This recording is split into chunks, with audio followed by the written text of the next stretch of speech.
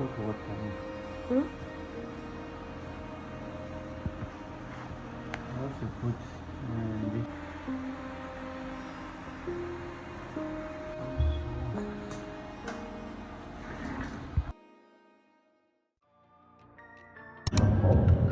that provides Hi, my name is Mirya Sabo, and I am from Cohort 1 and also a panelist for conversation we're having today. What I really expect is to have some sort of direction in which we're going to take education forward, because part of the attendees are really policymakers and people who are in the place of decision making. And so hopefully by the end of the conversation, we're going to have some curriculum, that the federal government is going to be using to take education forward in the way it should be in this 21st century. Thank you. Because ordinarily you submit your bill for the first, the second, and the third, native to the public, and to keep the conversations going.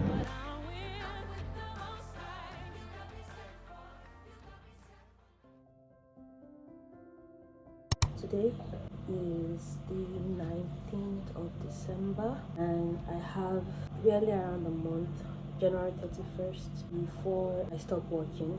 The company I currently work with, and while I'm happy about the fact that I don't have to work there anymore, I am also at the point where I need to figure out what I want to do next.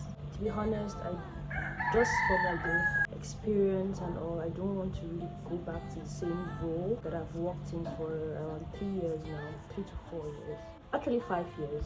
So what I'm looking to do is to just apply for things that align with my passion. I'm going to create like a list of pros and cons and things I want to do and things I don't want to do anymore, and what I want to see in my new job or even my business. I'm going to give myself 1 year. And I look like trash. I just woke up and I'm going to give myself 1 year to become the person I want to back at 24 December 19, regardless of how the whole circumstances turned. Very much better, and I also want to work on my self-esteem and self-worth. Like throughout the whole interview process, it was very intense interview. I skilled through, I came at the top, right? And I believe I could do the job, and I actually did the job, but there was just a lot of things happened. Like a number of unfortunate things happened. I had issues with accommodation, I was scammed, and then I had this leg stuff. I had like some surgery I had to do. So everything just made it seem like, oh, there's a lot of things just happened that I don't want to talk about right now.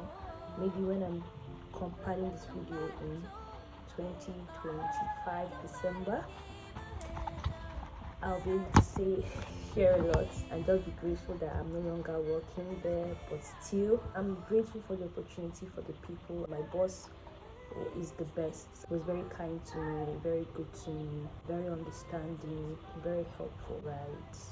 And we just came to the point where we just, my boss and I were like, hey, this is what I see is happening in the company, and this is what I think should be your plan. Right? He just sets me up to kind of prepare to do my own thing, and that's one thing I will appreciate him for. So yeah, let me take you guys along.